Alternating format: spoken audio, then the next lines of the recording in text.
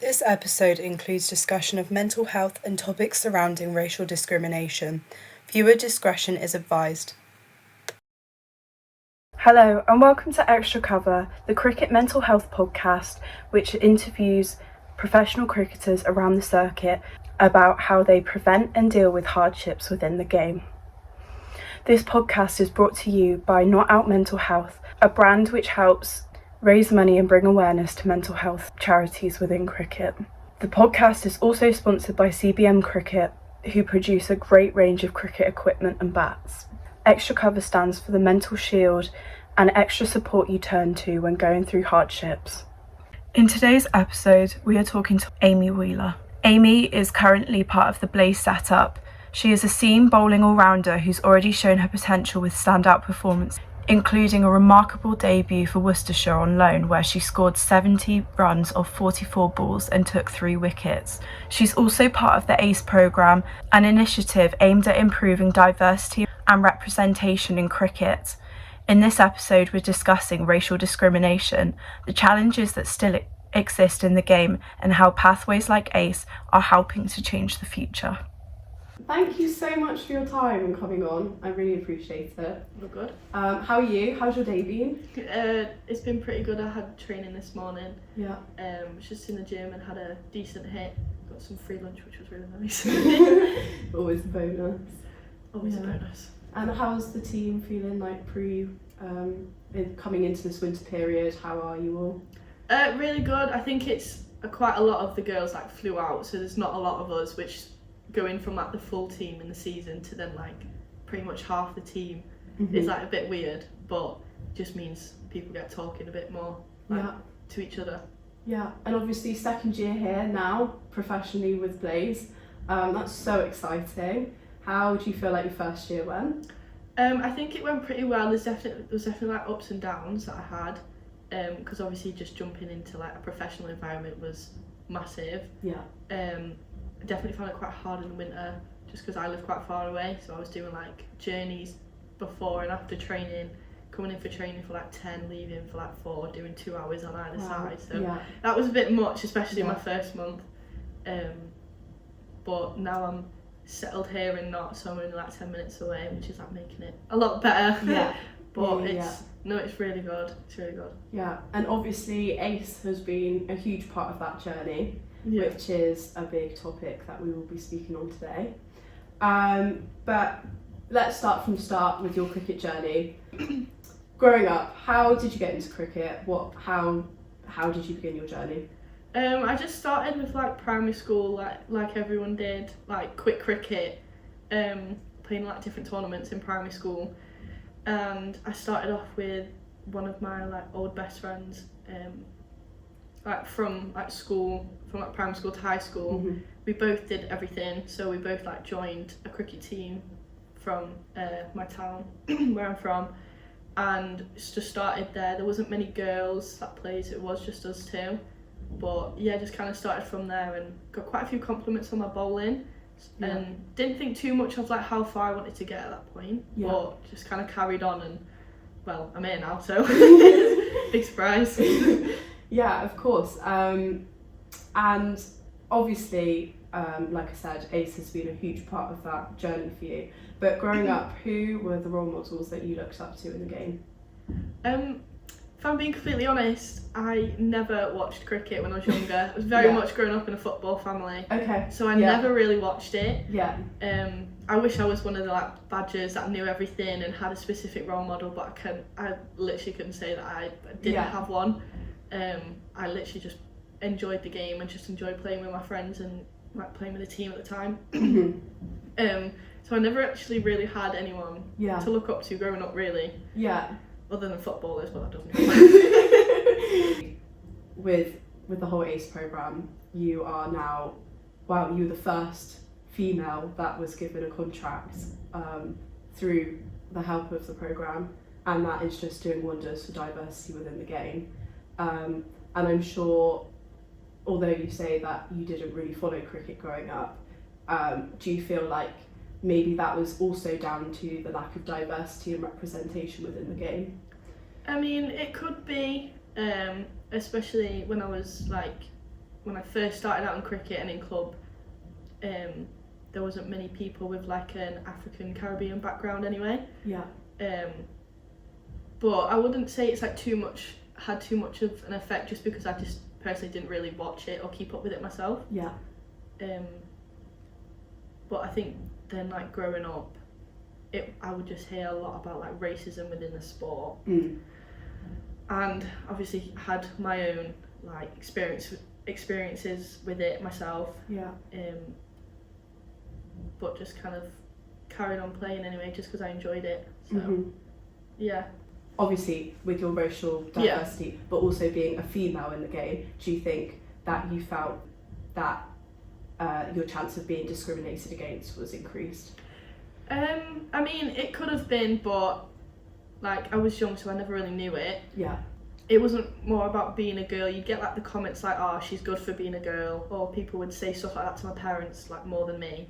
So I never really heard that side of it, but my parents would say like, "Oh, someone said like you were really good at bowling, like for a girl or whatever." Yeah. You're like, "Oh, okay, whatever."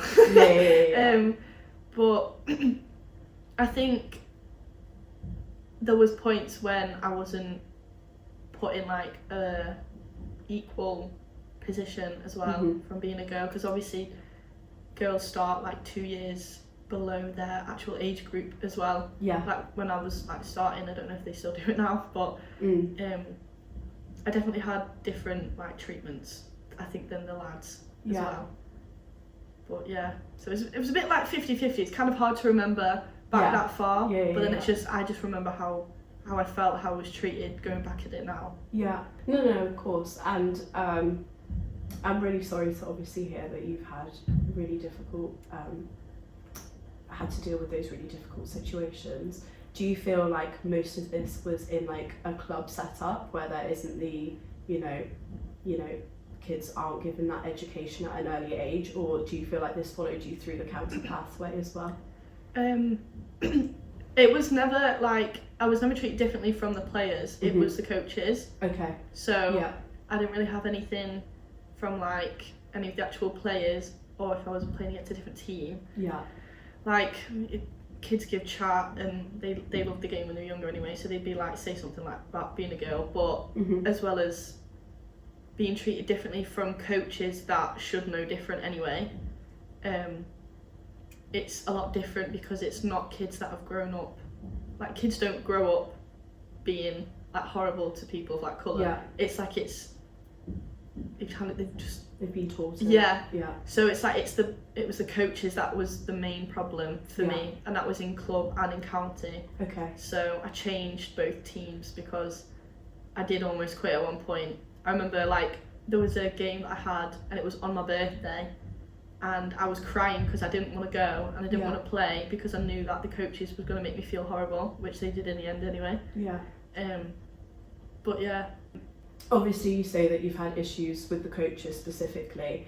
Are there any like standout moments that have really stuck with you throughout your career that really give credit to programs like ACE being around? I think the main one was like in my old county team. Obviously again, when like I was young, I didn't really understand why I was being treated that way. We can never put a label on it because it's not like an obvious thing. So it's like, who knows what it was. However, I shouldn't have been treated that way as like a 12-year-old. Anyway, but there was a lot of like singling me out quite a bit. So obviously you're quite young, you play about a bit. However, I was like targeted for every single thing that I did wrong. And I say this because it's like I would be a bit loud while waiting to bat, or I'd just be laughing, just like the rest of the girls. I'd be having conversations and laughing with the other girls, but I would be the one to like be told to be quiet. Or there was one game that I remember, and it was like, because me and my allergies, I always get like I always got specific food for me, and this club had given me some like literally this like box of Rocky Road, and there was like 5 of them in there, and I wasn't going to eat them all, so I was like, okay, I'll pass them out. And then at the end of the game, it wasn't directly at me, but it was in the team. One of the coaches was like, people need to stop handing out junk food, like it's not professional or whatever, you can be kicked from the team or something like that. Right. And Okay. like, because it wasn't like solidly looking at me, but I knew instantly that it was toward me anyway. Yeah. And then there was other things about being too loud and being not professional and not like watching the game or something like that. Yeah. And there was like plenty of times after like games like that like little things like that would be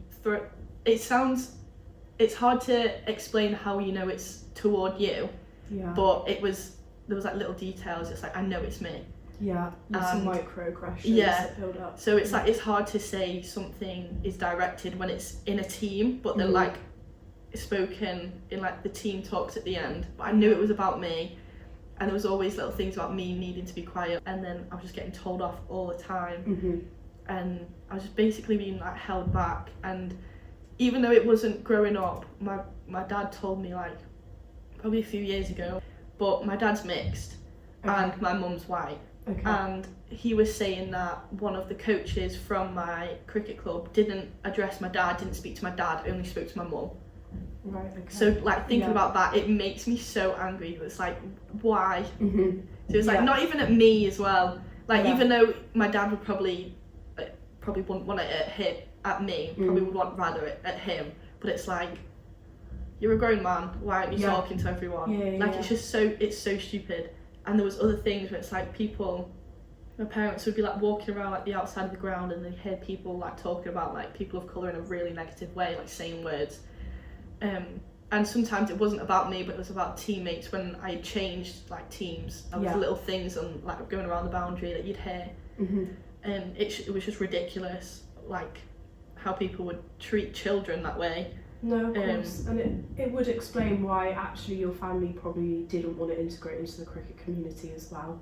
Probably. Yeah. And I'm really, really sorry that people are so ignorant to treat you and your father in that way. Yeah, it wasn't the nicest. However, it's like, it's almost got me where I am now. Yeah. Like if I would have stayed in that team, I wouldn't have got anywhere. Yeah. Whereas as soon as I changed teams to Staffordshire, and like within the first year I got put on the EPP. Yeah. Whereas in the first like county that I played for, I wasn't even get picked to play games because of skill reasons or whatever. Whereas like I'm instantly getting put on the EPP, and then the next year after that I was on the academy for Loughborough at the time. Yeah. So it's like it's just it was like a decision whether to quit because I hated the way I was treated, or whether to like just move. So I tried moving, and it was one of the best decisions ever because I met one of like the best coaches that I've ever had. I still talk to now, and my second club that I've played for, and followed him to like even another club because like he's like such a good like almost like another father figure in my life as well. Like he messages me all the time. He asks me how I am. So it's like even though I was in that dark situation, it's then moved me to like better teams, but it definitely did like affect the way that I felt about myself and like mental health at the time. Of course. And do you feel like some of these stereotypes they've tried to impose on you, that you've had to like try and like rebuild your mentality to separate from who you are and who they've tried to impose on you? I spent about 4 or 5 years after changing from my club and my county to try and work on like my mental health and being positive, because I was so negative that it's like anything that I did wrong I would get like, obviously people get angry if they don't get things right, but I was like physically angry. I'd be so annoyed, I wouldn't be able to focus, I'd get like way too much, and it probably looked really bad. But I got like 4 or 5 years of like sport psych and just like psychologists anyway to try and help me improve that, which definitely helped over time, or like more recently anyway. But it's still a thing that I like struggle with now. Just like if I'm not perfect I'll get annoyed, but it's like I understand like mental health now, where it's like, okay, I know I can like fail or mess up or get things wrong, but I know I can do that, and it's not going to look bad. It's like people don't have like, I don't need to be perfect to be able to get into the squad or something. Like there's a lot that I had to try and roll over and get, because there was like training sessions where I'd have a really bad hit in like an academy session, and the whole drive home, which is like an hour and a half, I would not talk to whoever was driving me home. Yeah. I wouldn't say a single word, and my parents would just sit in silence. Like, it was really bad, because I feel so bad for my parents now. They had to drive me to training. I come back completely silent. Yeah. But of course, because especially if you've got past history, that power dynamic plays in your head, because how do you speak out in the moment if you don't feel safe enough to communicate your feelings? Yeah, I just had a lot of negativity. I always knew myself as being negative and just being someone like that. Yeah. And it would always come up in like mental health tests. Like when I was going in through like academy, they'd always make us do like spotlights and stuff, and I was like pessimistic, like negative. I was like everything bad basically. But I've managed to turn that round now, and be more positive about things, which I'm very happy about, because otherwise I don't think I'd be here at that point. Yeah. But especially in cricket, when you are literally on your own in the middle of the cricket. It's such an individualised team sport, isn't it? It's like, I've definitely grown from it, but I still have my struggles as well. I think I've just had the idea like I need to be perfect all the time, otherwise I'm not going to get anywhere. But coming into like more like just better spaces, like when I moved to counties and got into academy, I started learning that I can make mistakes, and not everything's going to happen in one training session. So and especially with your first year becoming professional, you know, even in tier 2, having played tier 2, there's more media coverage and there's more eyes on you. Have you felt like that has weighed on your mind, and how have you gone about dealing with that new exposure? I personally don't like think about media and stuff in terms of like once I'm on the cricket pitch, because it's just like second nature. So once I'm on the cricket pitch, I don't care. Like, I know exactly what I'm doing. I've got my plans. Like, all I'm thinking about is cricket. I don't really think about what everyone else is doing, who's watching. Like, I think about stats and stuff, because that's like your own personal game, but I never really think too much about the media. However, when you do hear like things about people being racist or whatever, it's like that's something in the back of your mind where it's like, even though it's 2025 or going into 2026, I could still get messages of like people being racist. So it's something that I don't want to focus on too much, because it probably could affect me. But once I'm on the cricket pitch, I just think about cricket. I think about my own game, and try and not let anything like distract me from that. And how has the Blaze as a county helped you try and overcome that? Have they put anything in place? Because have you had any like experiences with spectators, like any racism through that? No, touch wood, not yet. But no, we've gone through like multiple workshops with the PCA, and if we was like hear anything about like any sort of discrimination against anyone, it's like to report it. Those meetings I'd always feel like quite personal to me, just because being in a squad that is, I'm the only person of colour with like a Caribbean background. But I know that all the girls have got my back anyway. So if I were to have any of these problems, if I were to mention it at all, they would all be on my side. Like we had a while ago, we went down to London for like it was like a business kind of thing, like there's a team to just learn about like businesses and different types of jobs. And I said something about like one of my stories in this like presentation that we were given, and the captain, Kirsty Gordon, came up to me and she was like, if you ever have anything like that, if you ever feel like anything in any way someone's being like horrible to you, or you are like getting the vibe of that, she was like, tell me. She was like, I don't want you to ever go through that or anything. And it was a really nice like conversation at the time, because while I was giving this presentation, everyone could see that I absolutely hated it. I hated talking about this kind of stuff. But I've grown from it now, and I find it a lot easier to talk about, because everyone's a lot more like accepting of it. So for her to come up to me and say that as well made me feel a lot like safer in a way as well. And do you feel like society has kind of conditioned you to kind of like internalise that racism and discrimination, and that you feel like you can't speak out against it because of the power dynamics set up within society? No, I think it was just like me just personally not wanting to talk about it, Yeah. because it was such like a sensitive topic, and every single time I spoke about it, Yeah. I would get upset. Yeah. And I don't like crying or getting upset in front of people. Yeah. So I would like be very vague about like having like been discriminated in the past, and that's kind of it. That's all I'd say. Yeah. And then once I started telling people, opening up about how I was actually treated, like when I was able to talk about it and didn't get upset about it, they were very like just backing. Like they would say like, that's horrible. Like it's not a nice thing. I'm sorry you've had to go through that. But it's like, it's just something for me I just never like talking about, just because I got upset about it. Okay. But now I feel like I'm a lot more open. I've spoken about it a lot more. Yeah. With like pretty much everyone, because it shaped the way that I am and how I like react to bowling, batting, fielding, literally anything, because I still react a certain way.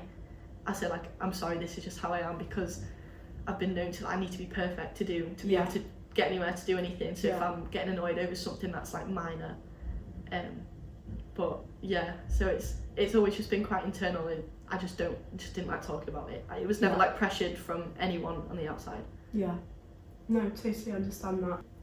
But obviously, you're here now, and a big part of that has been the ACE programme. So please could you talk to us just a bit about how you scouted, like what do they offer, and just about your journey within it. Well, it started, actually me and Dav both went to our first like open day for ACE like a while ago, and it was in Birmingham, and my parents took me and we met up with Dav and her parents as well, and it was just like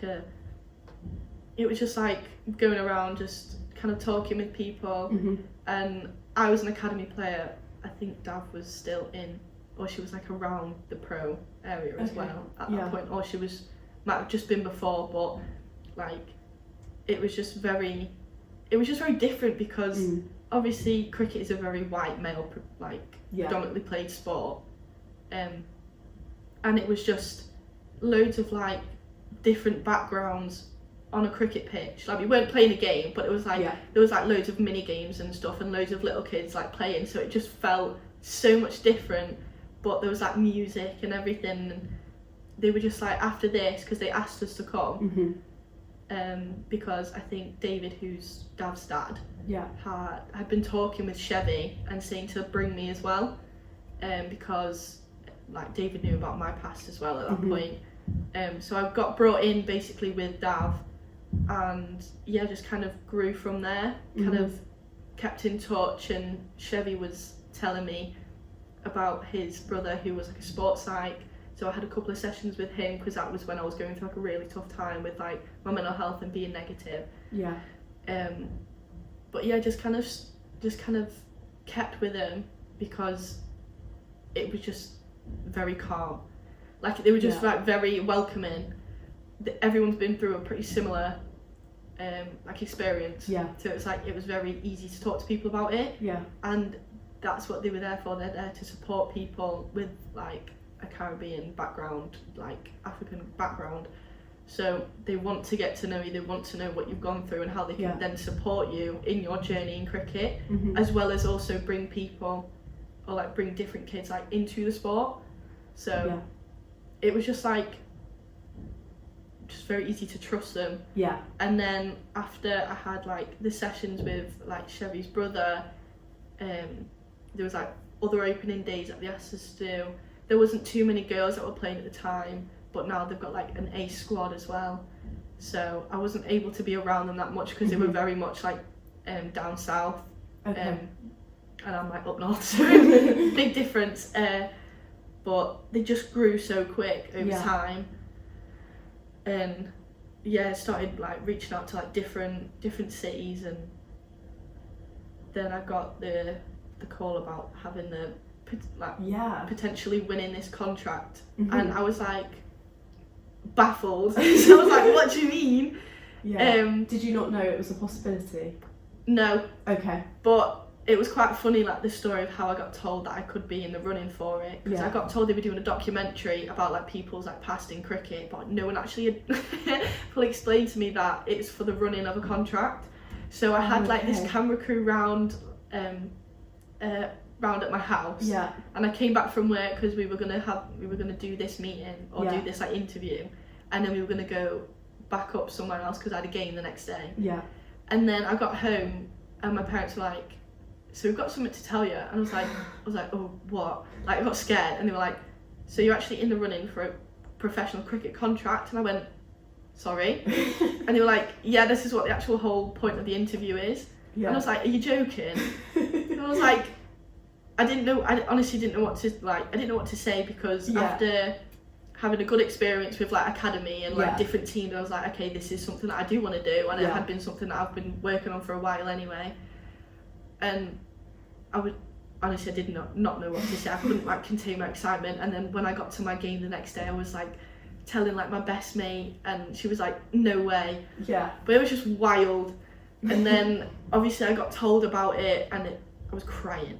I was in absolute tears. Yeah. Like, it's a good thing there wasn't a camera on me then, because it was ugly. It was ugly. It was. Who phoned you to give you the news? So I was actually injured then at the time as well. Yeah. And I was on my way to literally bowl in a park, because I was going through a stress reaction in my back, and I was coming back into bowling. Yeah. And I looked down at my phone because I was getting a call, and Chevy was calling me. Yeah. And I was like, oh, what's this? And I obviously answered the phone. I was like, hiya, you alright? He's like, oh, I'm good, what you doing? And I told him about like literally going to a park to bowl. And he was like, well, hopefully I can make your day better. And he was like, because you've won the cricket, like, you're now going to be a professional cricket player. And I think I just went silent, and I no words, honestly.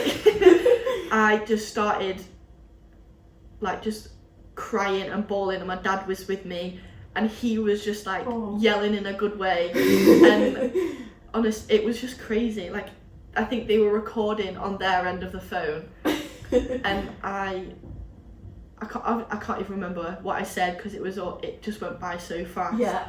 And I remember when we pulled up to the park, I was like, you're gonna have to give me like 10-15 minutes, because I was screaming. My dad had taken pictures of me like while I'm crying, and he's like recording, saying this is like gonna be a new professional cricket player, and I'm just streaming. And I'm just like, stop it. But I'll never forget that. Yeah. I'll never forget that.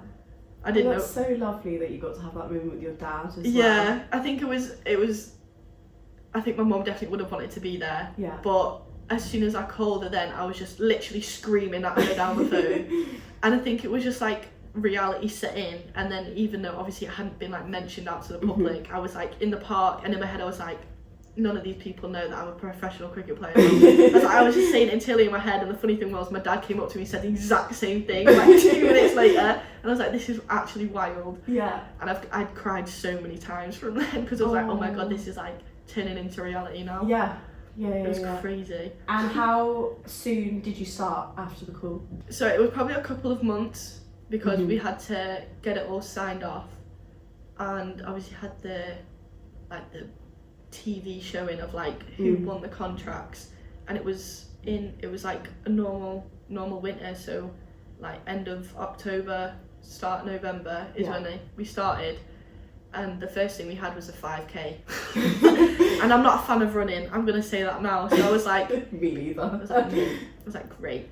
But it was really nice, because everyone was like coming up to me. Like, we do like a lot of things, like a lot of fist bumps, high fives when we see people. So when people came up to me, and they were just like, well done and everything. So it was like, it was so nice. And it was just very weird, because even though I wasn't in the first team, I've been with this team. I've been with this team for like 4 years. So like from Loughborough to Blaze, I was in the academy for 4 years. So it's like I've been around the girls, and I knew them all. Yeah. But then it's like, now it's like I'm level with them. I'm one of them. Yeah. So I think it took quite a while after that to also accept that I'm at their level now. Yeah. Instead of just an academy player. Yeah. It was just weird. But even on a deeper level, you were one of the first 2 people to have been supported into a professional cricket by ACE, and that carries a lot of symbolic weight. Like, have you been able to absorb kind of the significance of that yet?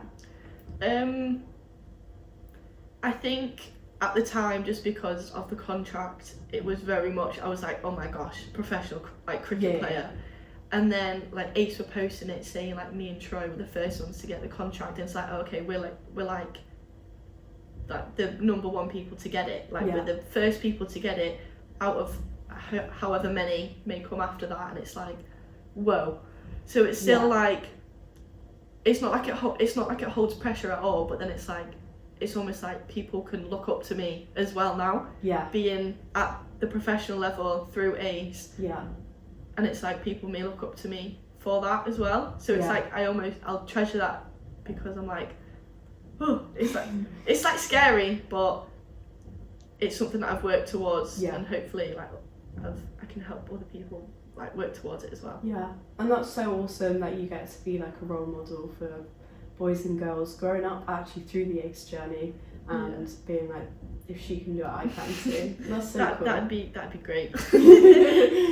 Yeah, and do you feel like that's something that you wish you had growing up? I think, obviously, like I said, I wasn't really someone that grew up with cricket. However, I think if I did grow up more around cricket and like watching it, I think having more role models like with like a background that you can relate to is definitely a lot easier. Will definitely be a lot easier, because it's like, okay, well, if they're doing it, like you can as well, or like I can as well, or whatever. So I think it's just being able to, I guess, be another role model in that, which still sounds weird to say, because it's like, who knows, maybe no one might even look up to me, but then it's like, oh, I don't know. I don't know what to do in this position. It's the first time, so it's just... But even within this interview, like the honesty and vulnerability you've shown today will touch people, and it will really reach people, because I'm sure there's so many people that when they were your age are going through the same things, and to see from the experiences, unfortunately, that many people have had to where you are now, things are getting better, and there are people to go to, and to see your growth, and to see, even like you say, in your mentality, like the positivity that you feel like you carry with you now, like honestly, like people will really appreciate you opening up. I really hope that they don't see it as like they have to go through hard things or like hard times to be able to get to where I am. Whereas like now, it's, if someone is in like a situation that I used to be in, it's like they know they can move somewhere else. They know they can change it, instead of just think that they have to go through it to be able to get anywhere. It's like they do have Ace if anyone is going through something like that. To like be able to back them, to be able to support them, get to different places. So I'm just hoping that people don't think that they have to go through hard times like that, because it's not nice at all. And it's something that you have, like, it's not like you have to outgrow it, but you just have to try and move on from it. So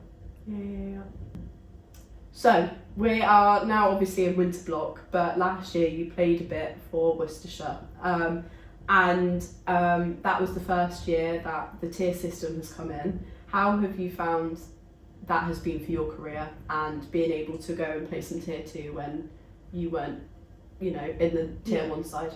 I think it's really good. It's like, it feels so much different but more organised at the same time. I feel like when you were playing for whatever team you were playing for before, there was a lot of like a massive mix of like skill.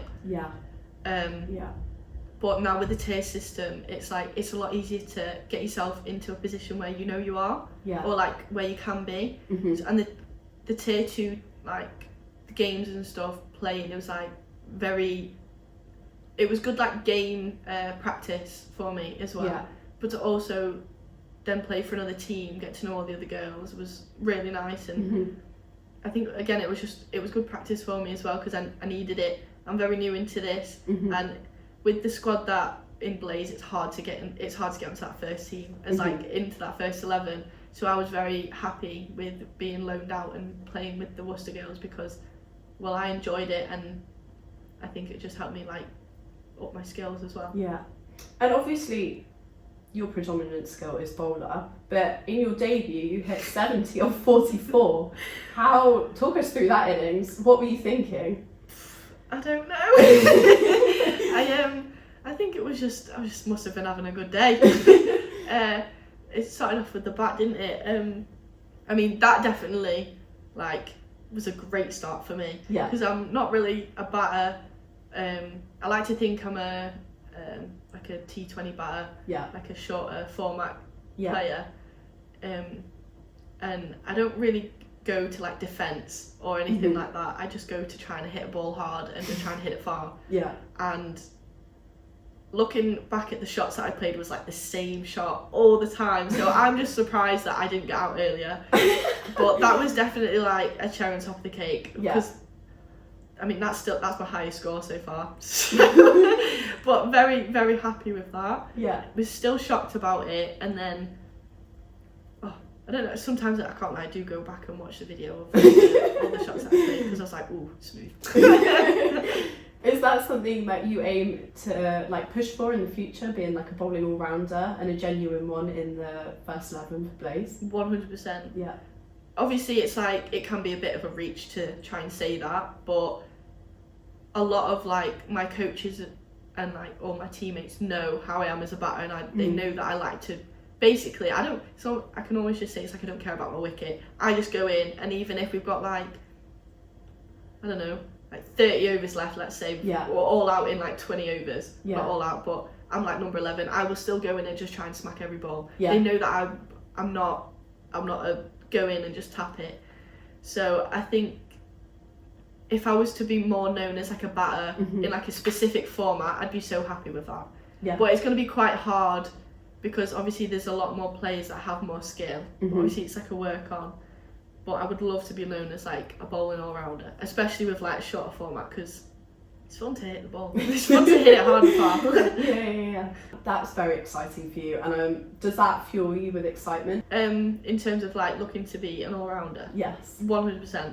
Like, I think everyone wants to kind of be an all-rounder, but then also have like a main skill. Yeah. And I think it's almost like, it's not like a cheat code, but being a bowler all-rounder, it's like you just do everything. It's like if you're just a batter, it's not like you're just a batter, but it's like you get to do more stuff if you're a bowling all-rounder. Yeah. But definitely. I think it's definitely a good thing that I've been thinking about in this winter coming, even though we're only like a month and a bit into winter training now.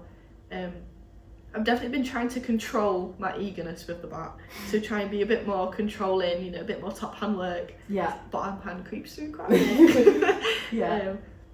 But yeah, I think it's also like opened me up to think, okay, even though I do want to try and like smack it and hit it all the time, I need some sort of control, because it's not gonna stay forever.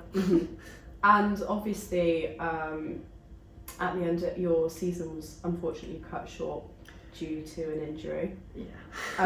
How are we doing with that? I mean, my rehab's going really well. Yeah. I've been on top of everything. I do actually start bowling within the next couple of weeks. Only like walkthroughs, so it's very, very minimal. Yeah. But I've been showing my plan throughout the winter, which looks really promising, up to pre-season tour. So fingers crossed, touch wood, that everything goes well, because I think I've been working like really hard on to just trying to be as strong as I can, and like just make sure this doesn't happen again, I think is the main thing. Yeah. Because I can come back from an injury, but it's just being able to come back and also not let it happen again. Yeah. So they've got like tweaks and stuff in my bowling, obviously, to make sure that this doesn't repeat itself. Yeah. But I think it's going pretty well. Yeah. And how has this injury focused you, or how did you deal mentally with finding out that you needed to take some time out? Oof. It was really, really hard, because it's like the second year in a row that I've had a back problem. Right. And I think I've been told many times that it's like, it's your body getting used to like the load and stuff with being a professional, with how much you do train. Yeah. So it's very understandable. But it was such a shock when I got told, because I only went for my scan when I had this back pain, just as like, just because they didn't think I was actually injured when they sent me for the scan. Right, okay. They just said it's just like a bit of a precaution, or just to basically ease my mind, because I'm very much a stress head. So I just had this on my mind for quite a while. Yeah. But I was still bowling, I think after I actually got injured. Okay. I was like, I had a training session where I did 8 overs. Like I felt something a bit different. Yeah. But I was still bowling and I was still fine. There were some days where I couldn't bowl at all. Wow. But yeah, I got sent for a scan, just as like something to ease my mind. Mm-hmm. And then the next day, I got a call from my physio, and I can't remember what he started off with, but he was like, I think he probably just said something like, I don't have good news, or it's not looking good. Mm. And then I instantly was just like panicking, and he goes, you do have 2 stress fractures in your L4 and 5. Yeah. And I was holding myself together on the phone because I didn't want to like burst out crying. Yeah. But he was kind of like, my physio was like filling me in on like what things are going to look like, or like how it is it's happened, or something like that. But I was not taking anything in. Yeah. Like I was just trying not to cry over the phone. And he was like, I'm really sorry. I know this is really unexpected because I've had very, very minor symptoms, and to come back with, like, especially after last year when I had the stress reaction, to not only be in less pain, but to then have an injury that's twice as bad, and also have 2 of them, so not even a reaction, it's like a full stressing, and there's 2 of them, which I didn't even know if that was a common thing. He's like, having multiple at once isn't common. And I was like, mint, just what I wanted. Just before like the next winter like, season started, or just before like the end of season, I was like, just holding myself together over this phone, like over this call. And then as soon as he hung up, I instantly, I think, just fell to the floor, and I was like dizzy, and I couldn't compose myself. But luckily my mum was working. My mum works from home, so I wasn't home alone at this point. And after I'd managed to pick myself up off the floor, I went to my mum, and I was just absolutely bawling. And she got off the phone with someone, and I couldn't tell her, like I couldn't say it. I was just, for probably about like 5 minutes, I was just crying. And then I'd settled down enough. I was still like in tears, but I was like saying I've got 2 stress fractures, and I'm out for like 6+ months. And she, I think, started getting upset because she knew how much it meant to me, but like not in a good way, obviously. So I was just crying for a while, and I didn't know how to take it in. It wasn't like hitting me yet, but like obviously I had the news. It was not a pretty sight, and it was just quite hard to actually take in, to then also go into like training the next couple of days, where it was just like more like psych work or something. And I was like really quiet. No one else had known, like no one else had been told about my injury. And this was, I got told about my injury right as all the girls were coming back from the 100. So we'd gone from like, there was only like 3 or 4 of us that weren't in the 100 that were still training on Lady Bay. So then when we came back, after everyone had come back, I was silent. And I'm a very much a lively, bubbly person. People say that like they feed energy off me and stuff, which I love. And I was so quiet, and I was just crying. And people like coming up to me asking what's happened, and I was like, got like 2 stress fractures, and they were like, oh my god, I'm so sorry. But now I've come to terms with it. I mean, I'm working on my rehab and back training, which I think is taking my mind off it. But I think it's just like a lot of bowlers, like pace bowlers, go through this. And I'm just thinking of it now as like, this is just your body getting used to it. And this is how your body can get stronger against like injuries like this. So as long as like you do the rehab right and you make sure you're doing everything properly, I'm just seeing it as like, it's just, this is what happens, and hopefully my body can like strengthen from it. 100%. And did you feel like being able to turn up to training during that time was really important for you, so you felt still involved in the bubble, or do you wish that you had a bit of time out because it was almost too close to home? I think after I'd been told I was in for the week, but I think we were breaking up soon anyway. And I'd just been told, because I couldn't do anything. I obviously couldn't bowl, couldn't gym, run, do anything. So they were like, we had like 4 weeks before like the season had finished. There was no tier 2 stuff, there was no like second 11 stuff to do. So there wasn't much for me to do other than come in and train, but obviously I couldn't do that anyway. So they were like, you can come in and train, you can come in if you want, but obviously I'm not going to be doing anything. And I think it would it would have upset me if I did go in, so I did just take 4 weeks off away from training or away from the girls, not like the girls but like just away from the environment. The environment which was quite hard, because then after the 4 weeks we then had the month of October off as well. So when I tell you I was doing nothing, it was making me, I was going crazy, because like even though I absolutely hate running, I was like dying to go for a run, which you never hear from me. I was not enjoying it at all. I wasn't in the best of moods. I was like literally doing nothing. I couldn't do anything. It's like I can't go to my job because I can't do it, and then we've also got the month off after. So I was trying to fill my time up with stuff, but like all my friends are working, all my family's working, it's hard to actually get out and do anything. So it was a bit rough, but I think coming back, it's definitely helped a lot more, because I'm in the mix, I'm with the girls, your mind gets taken off it and everything. So it's definitely a lot better now, and I'm back running, and back bowling soon, so that's what I'm just looking forward to, instead of thinking about the actual injury itself. And has like the team psych helped you through that? Are there any coping mechanisms that you've adopted like to get through this time? I'm definitely like having more sessions with the psych, like making sure I'm okay, making sure like everything's what I'm doing is okay, like I'm not just trying to fight through pain or anything. But he's said a lot about like visualization, and just like work on, so just making sure that I'm actually okay about the thought of having the injury. Which sometimes I feel like I shouldn't make such a big fuss of it, because everyone goes through it, and I feel like I shouldn't be upset about it or something. It's not like a weight on my shoulders or anything, but then he always says like it's a big injury, you've got 2 of them, you're only like in your 2nd year of professional cricket, and you've been taken back from it. It's like it is a lot. It is life altering for you. Well, it ruins your routine and stability and environments. I think it's just in my head, I just think everyone's been through it, it's what I like, it's whatever. Whereas like I do find it hard, but sometimes I just don't like talking about too much of it, because like anything that makes me upset I don't like talking about anyway.